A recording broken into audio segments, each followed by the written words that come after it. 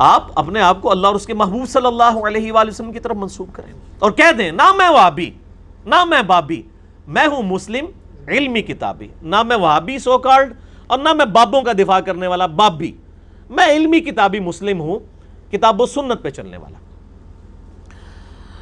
اور یہ میں اکثر ایک تلخ داستان ہے جو میں نے بتائی ہے، آپ یوٹیوب پہ جا کے میرا کلپ لکھیں بریلوی دیوبندی اہل حدیث جنگ، تو میرا ایک کلپ کھل جائے گا جس میں نے یہ ساری باتیں بتائی ہیں کہ جن بزرگوں کو بڑا پازیٹیولی پیش کیا جاتا ہے نا، جی پرانے بزرگ تو بڑے آپس میں شیر و شکر تھے اور یہ بعد والے لوگ لڑ پڑے، نہ یہ بعد والے تو بڑے اچھے ہیں ان سے میرے بھائی۔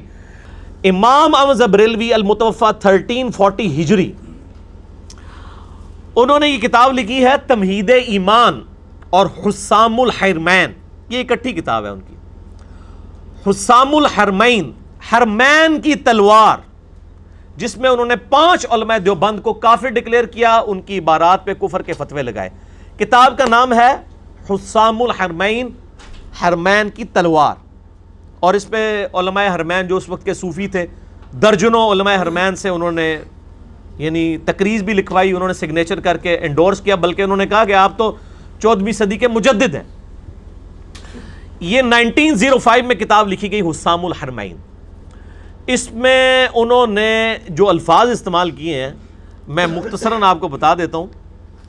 انہوں نے یعنی لکھتے ہیں کہ چوتھا فرقہ وہابیہ شیطانیہ ہے، یعنی وہ وہابی سو کارڈ جو ایک ٹرم ہے، انہوں نے یعنی دیوبند کو اور حدیث کو ایک ہی لاٹھی سے ہانک دیا، اور وہ رافضیوں کے فرقہ شیطانیہ کی طرح ہیں، وہ شیطان اتاق کے پیروکار ہیں، یعنی وہ کہتے ہیں رافضی جو سیدنا ابوبکر عمر رضی اللہ تعالیٰ عنہما وعلیہم السلام کو برا بھلا کہتے ہیں، ان کو امام جعفر نے کہا تھا یہ شیطان اتاق کے پیروکار ہیں، تو انہوں نے کہا وہ تو شیطان اتاق کے پیروکار ہیں، جبکہ جو وہابی دیوبندی شیطان جن کو انہوں نے کہا یہ شیطان آفاق ابلیس لعین کے پیروکار ہیں، اور یہ بھی اسی تکذیب خدا کرنے والے رشید احمد گنگوئی کے دم چھلے ہیں کہ اس نے اپنی کتاب براہین قاطع میں تصریح کی ہے، اور آگے وہ انہوں نے پورا اپنا پوائنٹ آف ویو لکھا۔ اس کے بعد انہوں نے جو اس کو کنکلوڈ کیا ہے، اللہ معافی دے، خلاصہ کلام یہ ہے کہ یہ سب کے سب کافر و مرتد ہیں۔ کافر ہیں یعنی بریلوی کے علاوہ جتنے ہیں، دیوبند ہیں، اہل حدیث ہیں، شیعہ ہیں، سب کے سب کافر اور مرتد۔ مرتد کا مطلب ہے اسلام چھوڑ گئے ہیں، واجب القتل ہیں، یہ بزرگوں کی پازیٹیونیس۔ مرتد ہیں اجماع امت، اسلام سے خارج ہیں، وہ کہتے ہیں اجماع ہو چکا ہے، اجماع سے مراد ان کے اپنا اجماع ہوا۔ اور بے شک بزازیہ اور فتاوی خیریہ اور مجمع الانہر اور در مختار وغیرہ کتابوں میں ایسے کافروں کے حق میں فرمایا گیا کہ جو ان کے کفر اور عذاب میں شک کرے خود کافر، یعنی تسی سارے کافر جڑے انہوں نے کافر نہیں کہو گے۔ اور شفا شریف میں ہے، شفا شریف 544 ہجری میں فوت ہوئے قاضی ایاز، اس زمانے پائی بریلوی دیوبندی ایک تھے مطلب مصیبتیں حسن۔ ہم اسے کافر کہتے ہیں جو ایسے کو کافر نہ کہے جس نے ملت اسلام کے سوا کسی ملت کا اعتقاد کیا یا ان کے بارے میں توقف کیا کرے یا شک لائے۔ انہوں نے کہا یہ سب کے سب فارغ ہو گئے۔ اچھا، یہ کتاب 1905 میں لکھی۔ یہ کتاب جب حرمین والوں نے فتوے لگائے تو ادھر پھر دیوبندیوں کو مصیبت ہوئی، انہوں نے 26 سوال عربی میں لکھ کے نا علماء حرمین نے دیوبند مدرسے میں بھیجے کہ سر یہاں سے تو آپ بریلوی صاحب نے بتایا آپ سے بڑے تو کوئی گستاخ ہی کوئی نہیں ہے، تو آپ ذرا کلیریفیکیشن دیں۔ تو اس کے جواب میں 1906 میں آج چل رہی ہے 5 اگست 2018، یہ کتاب لکھی انہوں نے المہند علی المفند۔ اس کا نام بھی آپ دیکھ لیں کتنا خطرناک ہے، المہند، ہند کی تلوار۔ انہوں نے لکھی تھی حسام الحرمین، حرمین کی تلوار، انہوں نے لکھی المہند، ہند کی تلوار۔ ہند کی تلوار بڑی مشہور تھی عرب کے اندر نا، یہ نبی علیہ السلام کے مبارک زمانے میں بھی المہند کہا جاتا تھا، ہند کی تلوار۔ ہند کی 2 چیزیں مشہور تھیں، ایک مسالہ جات اور تلوار، اے دو ساریاں وہ چٹپٹی چیزیں۔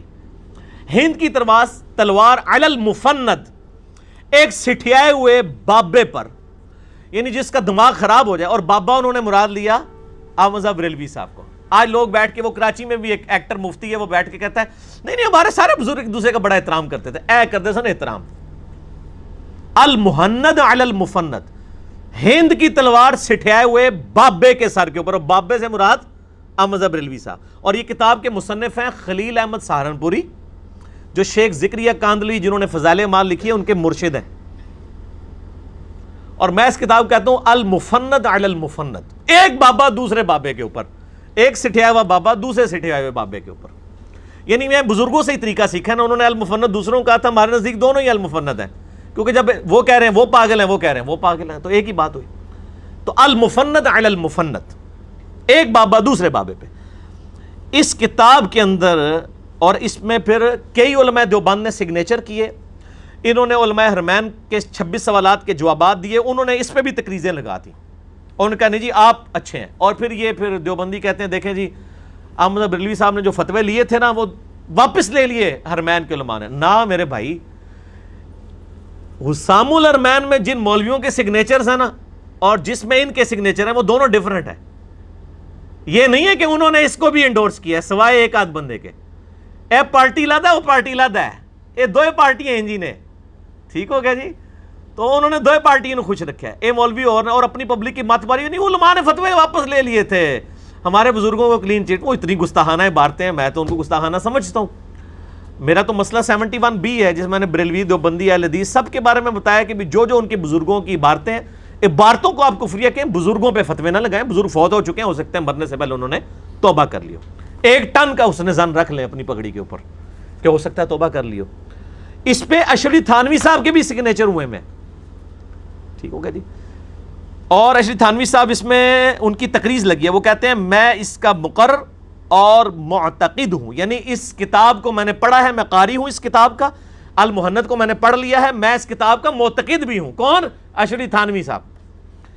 اور افطرا کرنے والوں کا معاملہ میں اللہ کے حوالے کرتا ہوں. میں ہوں اشرف علی تھانوی، حنفی چشتی. اللہ میرا خاتمہ خیر کے ساتھ فرمائے.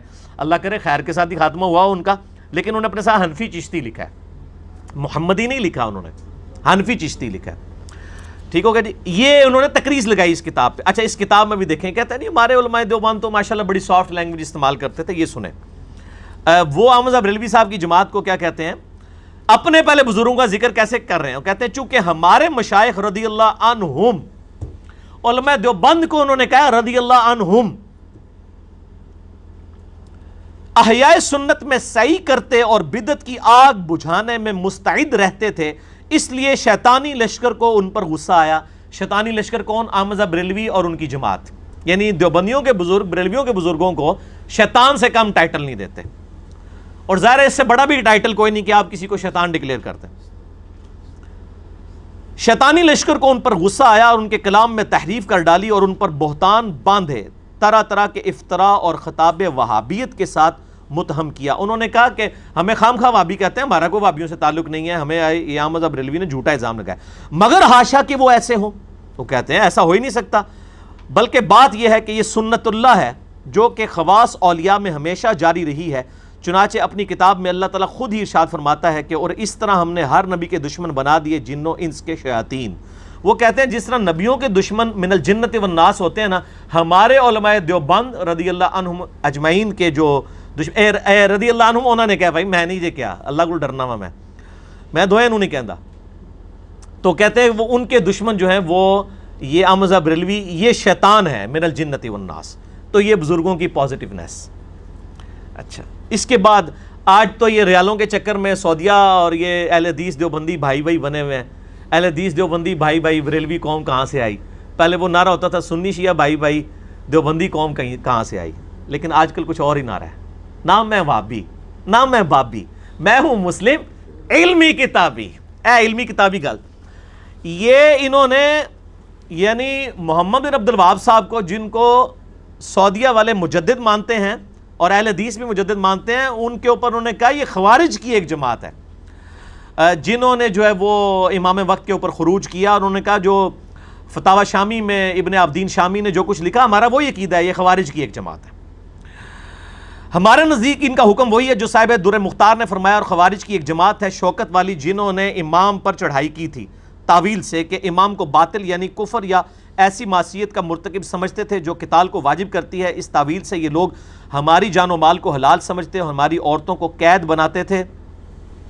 آگے فرماتے ہیں ان کا حکم باغیوں کا ہے، اور پھر یہ بھی فرمایا کہ ہم ان کی تکفیر صرف اس لیے نہیں کرتے کہ یہ فعل تاویل سے ہے، اگرچہ باطل ہی صحیح. اور علامہ شامی نے اس کے حاشیے میں فرمایا جیسا کہ ہمارے زمانے میں عبد الوہاب کے تابعین سے سرزد ہوا کہ نجد سے نکل کر، یہ عبد الوہاب نہیں ہے، محمد بن عبد الوہاب ہے، نجد سے نکل کر حرمین شریفین پر غالب ہوئے، اپنے کو حنبلی مذہب بتاتے ہیں، مگر ان کا عقیدہ یہ تھا کہ بس وہی مسلمان ہے جو ان کے عقیدے کے خلاف وہ مشرک ہے، اور اسی بنا پر انہوں نے اہل سنت اور علماء اہل سنت کا قتل مباح سمجھ رکھا تھا، یہاں تک کہ اللہ تعالیٰ نے ان کی شوکت توڑ دی۔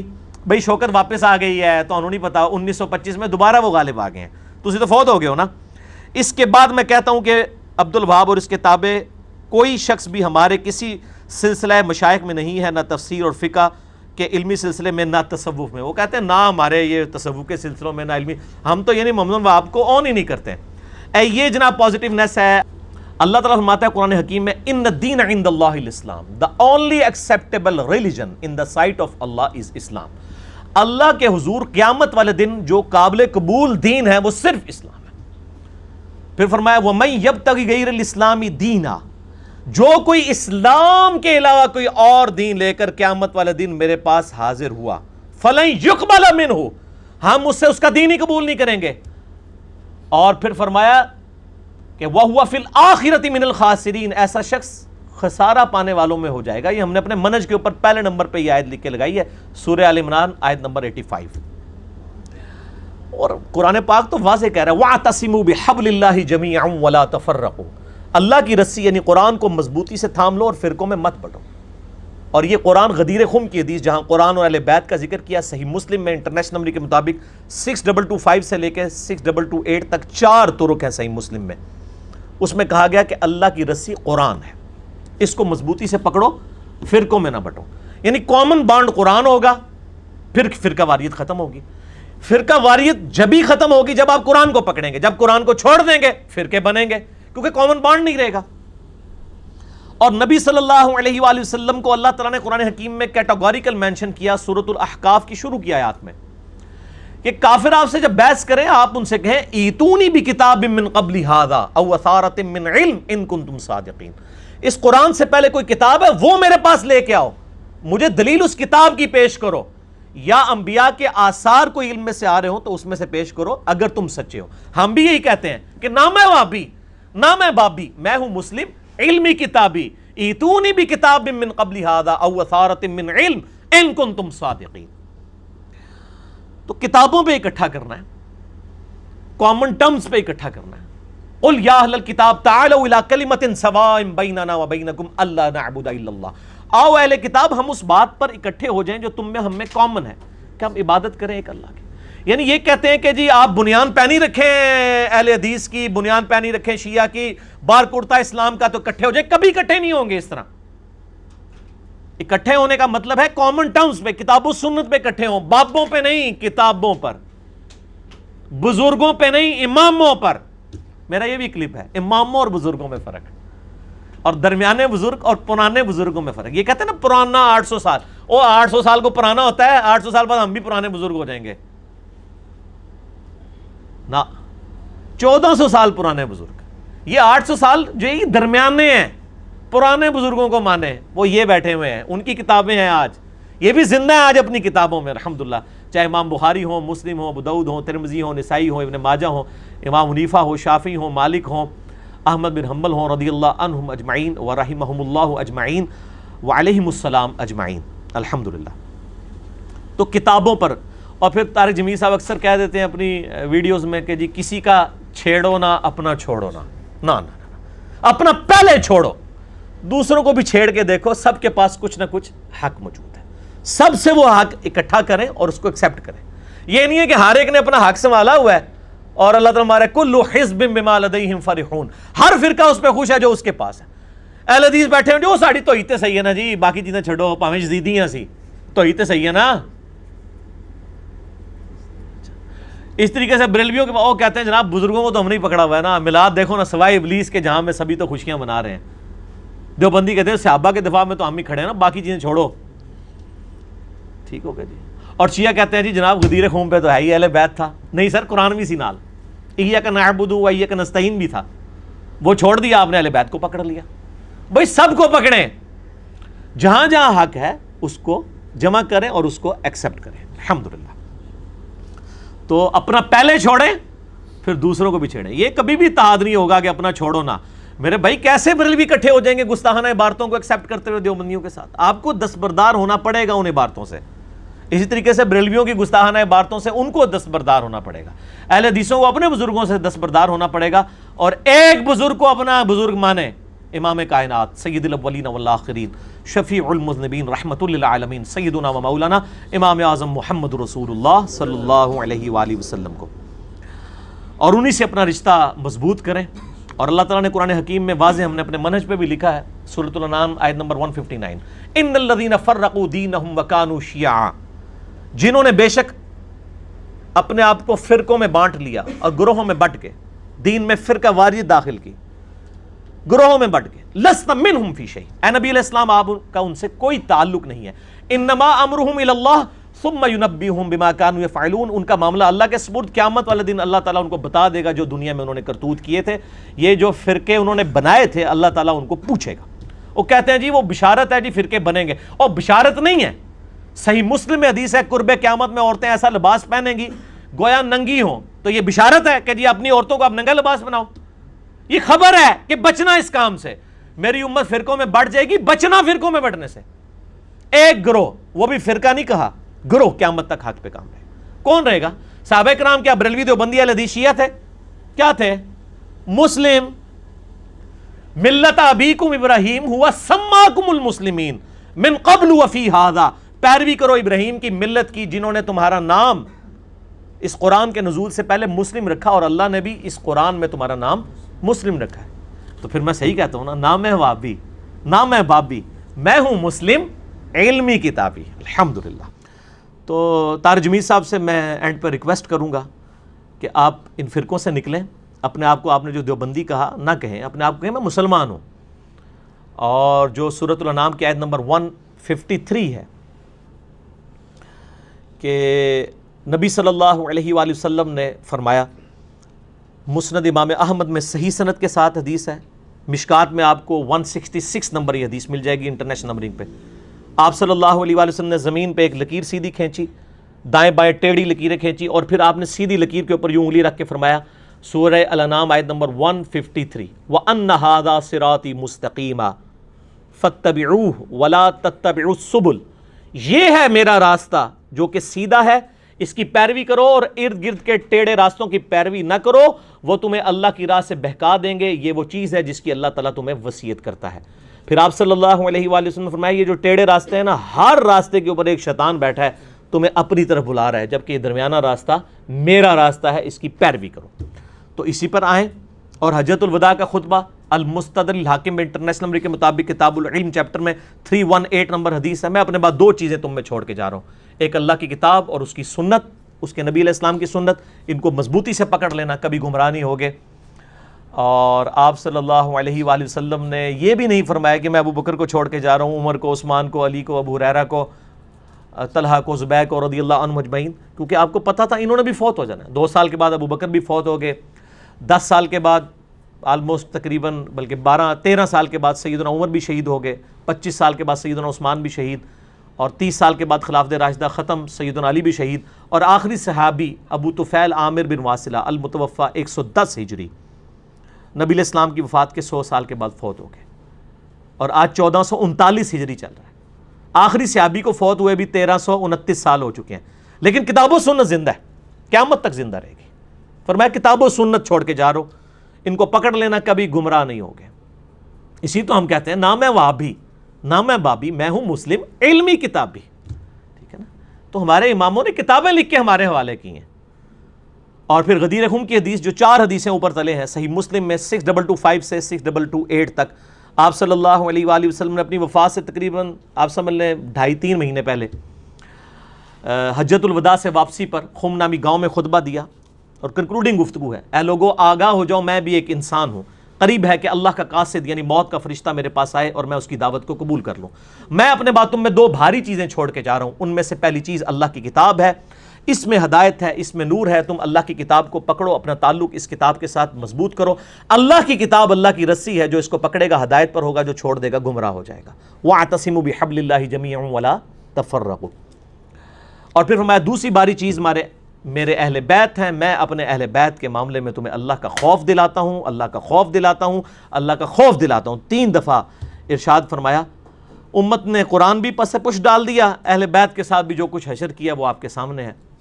تو الحمدللہ اس پلیٹ فارم سے قرآن کی توحید بھی بیان ہو رہی ہے، سنت کی تعلیمات بھی بیان ہو رہی ہیں، اور اہل بیت کا دفاع بھی ہو رہا ہے الحمدللہ۔